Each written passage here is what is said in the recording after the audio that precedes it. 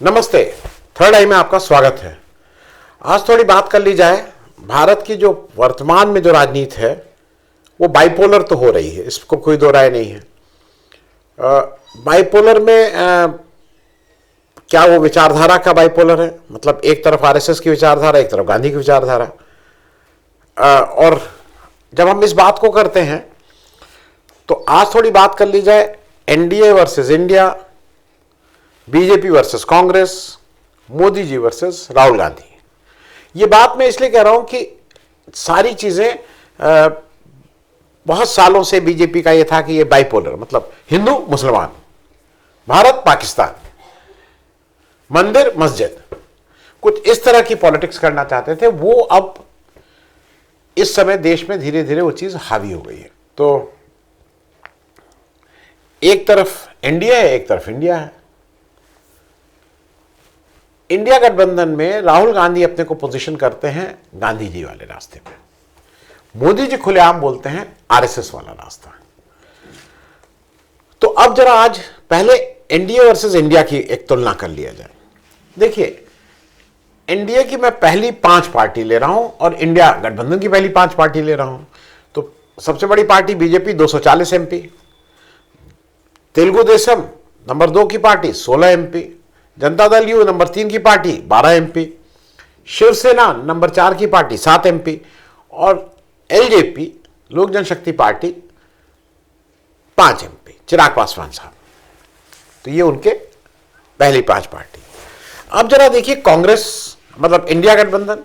कांग्रेस सबसे बड़ी party 99, Samajwadi party 37, Trinamool Congress 29, DMK 22 और सीपीएम 4। अब जरा ये मैंने क्यों आपसे बताया, अब जरा ये विचार करिए कि कौन किस पे निर्भर है। मैं अब समझाने की कोशिश करता हूं। ये जो तेलुगु देशम पार्टी है, ये मोदी या बीजेपी के पे निर्भर है या बीजेपी इनके ऊपर निर्भर है? मतलब कौन किसकी पीठ पे चढ़ के यहां तक पहुंचा? मेरे ख्याल में इसमें बहुत दिक्कत नहीं होनी चाहिए। तेलुगु देशम की ही ताकत पे आज आंध्र प्रदेश में कुछ सीटें आई हैं और वहां पे सरकार का में पाठ है। अब आइए जेडीयू।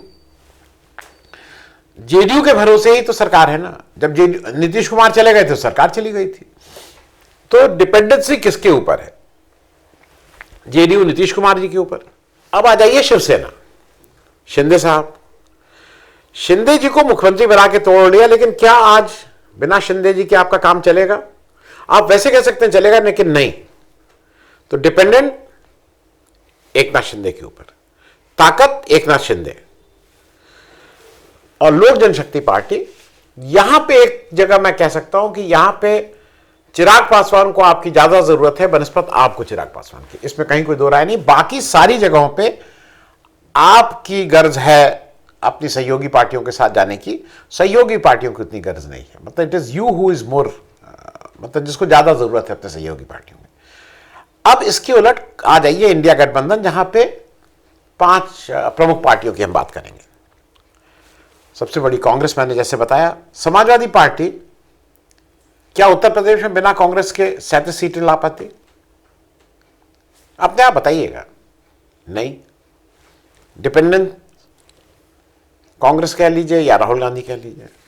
तृणमूल कांग्रेस, बिल्कुल ठीक बात है, अपने दम पे बिना किसी सहयोग के तृणमूल कांग्रेस, किसी के सहयोग की जरूरत नहीं। डीएमके 22 सीटें। अगर एक अच्छा सा कोलिशन बना के डीएमके नहीं लड़ती तो क्या यह संभव था? नहीं संभव था।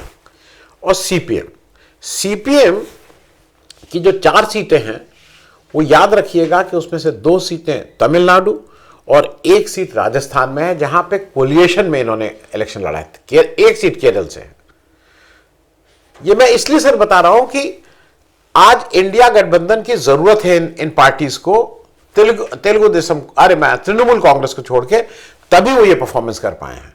जबकि एनडीए की जो पार्टीज हैं उनको कोई एनडीए की जरूरत नहीं है, वो अपने दम पे यहां आई हैं। बीजेपी को उनकी जरूरत है। तो एक तो ये बता दिया किसको किसकी जरूरत है। दूसरा ये भी समझ लीजिए कि ये जो जितने लोग हैं, ये क्या नेशनल पार्टनर हैं कि डर के मारे हैं, डराना धमकाना, जेल में डाल देंगे, ये कर देंगे, इस वजह से है। एक ध्यान और रखिए, 20 राज्यों में एनडीए की सो कॉल्ड सरकारें हैं, 20 राज्यों में। उसमें से 6 राज्यों में जहां एनडीए की सरकार बोली जा रही है, वहां पे मंत्री बीजेपी का नहीं है। तो बीजेपी के मुख्यमंत्री केवल 14 राज्यों में हैं। आंध्र प्रदेश, बिहार, मेघालय, नागालैंड, पुडुचेरी और सिक्किम में बीजेपी का मुख्यमंत्री नहीं है। सिक्किम में तो बीजेपी का कोई विधायक भी नहीं हो, रस्मी तौर पे उसको एनडीए बोलते हैं लोग। तो ये तो हो गई इनकी स्थिति। इंडिया में सब लोग अपने अपने हैं, सब अपनी अपनी सरकार चला रहे हैं। जो जहां पे है, कांग्रेस 3 जगह चला रही है, तृणमूल कांग्रेस अपना चला रही है, एक जगह एनडीए जो की सरकार, अरे इंडिया गठबंधन की सरकार आप जम्मू कश्मीर में कह सकते हैं और झारखंड में कह सकते हैं। अब जरा एक चीज और देखिए, जो एनडीए में जो भी आया, जो भी एनडीए का सहयोग, वो धीरे धीरे धीरे धीरे उसकी साइज छोटी होती गई। चाहे वो शिवसेना हो, चाहे वो जेडीयू हो, चाहे वो अकाली दल हो, चाहे वो लोग, आप किसी का ले लीजिए पास हिस्ट्री हो है। एक चीज और, मोदी जी को आज गर्ज इसलिए ज्यादा है, मोदी जी एनडीए के लीडर इलेक्ट हुए हैं, बीजेपी के नहीं, ये ध्यान रखिएगा। अब आ जाएं जरा हम लोग बात बीजेपी वर्सेस कांग्रेस। बीजेपी में 1 नंबर और 2 नंबर के बाद कोई है ही नहीं। मतलब मोदी और अमित शाह के बाद कोई है क्या? किसी लीडर की कोई अहमियत है? कोई कुछ निर्णय ले सकता है? कोई कुछ बोलने में की स्थिति में है? नहीं।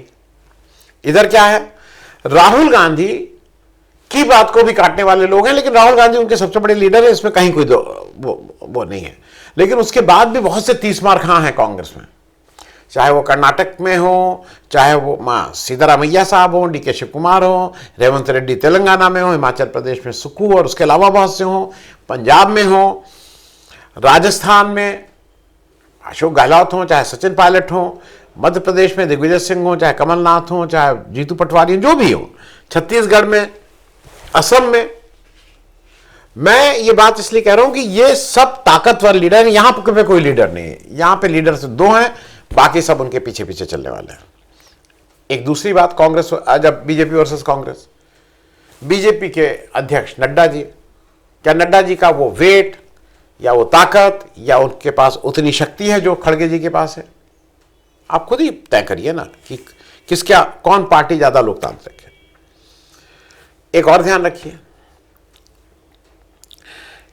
मैं ये इसलिए कह रहा हूं कि बीजेपी कैसे ऊपर आई थी। बीजेपी आई थी सोशल मीडिया की वजह से। झूठ झूठ झूठ, सुबह से शाम तक बोले थे झूठ बोलो झूठ बोलो। बीजेपी अब किस रास्ते से जा रही है? उसी रास्ते से नीचे जा रही है, सोशल मीडिया से। सोशल मीडिया की अगर बात कर लें तो क्या आपको लगता है कि social media of BJP and social media of Congress, यहां सिर्फ झूठ है, वहां जो भी फैक्ट फाइंड करते हैं, जो भी करते हैं, वो कंपैरिजन आप करिए। अब आखिरी बात कर लें, Modi versus Rahul Gandhi as a नेता, 1-on-1, आमने सामने। मोदी जी, एक ध्यान रखिएगा, बीजेपी के अभी तक लीडर इलेक्ट नहीं हुए हैं। उन्होंने बीजेपी संसदीय दल के लीडर नहीं है। Rahul Gandhi leader of opposition हैं। संसद में किसका परफॉर्मेंस आपको ठीक लगता है? राहुल गांधी कितने भाषण देते हैं? मोदी जी 2-2 घंटा भाषण देते हैं, लेकिन क्या उसमें कुछ तत्व होता है? Is there any content? Is he talk something जो आपको याद हो आज? एक चीज दूसरी, लोगों के साथ कनेक्ट किसका ज्यादा है? किसके साथ लोग ज्यादा दिखाई पड़ता है कि नहीं देखो राहुल गांधी यहां मिल गए, उनसे मिल गए। कनेक्ट किसका ज्यादा है? एक बात और, लोकतंत्र के लिए जो सबसे आवश्यक चीज है किसी भी राजनीतिक पार्टी के लिए, प्रेस का कंपैरिजन कर लीजिए कि राहुल गांधी कितना प्रेस से मिलते हैं और मोदी जी कितना प्रेस से मिलते हैं और किस प्रेस से मिलते हैं। एक बात और, मोदी जी को विदेश जाने का बहुत शौक है। तो विदेश जाके कभी आपने देखा मोदी जी है के अलावा मोदी जी ने कोई बहुत विद्वत्तापूर्ण भाषण दिया हो, या मतलब जिसको कहते हैं ना महफिल लूट ली हो? राहुल गांधी ने तो कई बार किया, गए, लोगों का क्वेश्चन आंसर किए, अपनी बात कहे। मोदी जी तो है, हर बात पे है। और एक और चीज मैं कहूंगा, वो मोदी जी देश के प्रधानमंत्री होने के बाद भी ये माना जाता है कि वो झूठ बहुत बोलते हैं, चाहे कुछ झूठ हो, क्या रडार में से वाली बात या नाले की गैस की बात, अजीब अजीब तरह की बात करते हैं। लेकिन राहुल गांधी की इस मामले में क्रेडिबिलिटी बहुत हाई है as compare to Modi ji. ये माना जाता है कि राहुल गांधी जो हैं वो झूठ नहीं बोलते हैं, नंबर एक। दूसरा, उनको ज़्यादा समझ है, ज़्यादा परिपक्व हैं और आने वाले चीज़ों को किस तरह से अनफोल्ड होंगी आज से 6 साल बाद, अरे 6 महीने बाद, 1 साल बाद, 2 साल बाद, वो बेहतर चीज़ों को समझने, एनालाइज करने और आगे देखने की दृष्टि उनके पास एक्स्ट्रा है। इसको तो कोई डिनाई नहीं कर सकता है। ये बात मैं सिर्फ इसलिए कह रहा हूं कि ये सारी चीज़ें लीडर को कहीं ना कहीं एक दूसरे से जोड़ती हैं। राहुल गांधी बिल्कुल जिसको कहते हैं ना, तुरंत सड़क पे निकलने को तैयार, भारत जोड़ो यात्रा। मोदी जी अरे अरे वो तो मुझे मार डालने वाले थे, अरे अरे वो तो मुझे गाली देते हैं। राहुल गांधी का आज तक आपने सुना कि उन्होंने कभी आपसे कहा हो कि ये मुझे गाली देते हैं? राहुल गांधी को जितनी गाली दी गई है हाल के दिनों में किसी ने और ने सुनी, चाहे वो नेहरू को गाली हो, चाहे राजीव गांधी को गाली हो, चाहे सोनिया गांधी को गाली हो, चाहे इंदिरा गांधी को गाली हो, चाहे उनकी बहन को लेके वाड्रा को गाली हो। ये मैं इसलिए बातें ये कह रहा हूं कि ये मोदी जी, राहुल गांधी के मुकाबले मोदी जी को क्या ज्यादा गाली मिली है, लेकिन रोता कौन है गाली को? मुझे गाली दी, मुझे गाली दी, मुझे गाली दी। और एक चीज और, फिजिकली कौन ज्यादा फिट है? वो अपनी तोन छुपाने के लिए वो टेलर से कपड़े करके और ये क्या बोलते हैं, कुछ शॉल लेके और पल्ला लेके और पेट छुपा लेंगे आप, लेकिन टी शर्ट नहीं पहन सकते हैं, क्योंकि टी शर्ट पे तो पोल खुल जाएगी ना कि पेट कितना निकला हुआ है। इसमें कोई खराब बात नहीं है, लेकिन फिर मत बताइए ना। फिर आप जब मन की बात में लोगों को बताते हैं कि कैसा व्यायाम करोगे, जब आप अपनी डिग्री दिखा नहीं पाते हैं और बच्चों को बताते हैं कि एग्जाम कैसे करो, तो हंसी आती है। मतलब it is something very laughable कि ये एक व्यक्ति जो उसका अपनी डिग्री का पता नहीं, वो सबको बताता है कि एग्जाम कैसे लिखो, वो कैसे लिखो।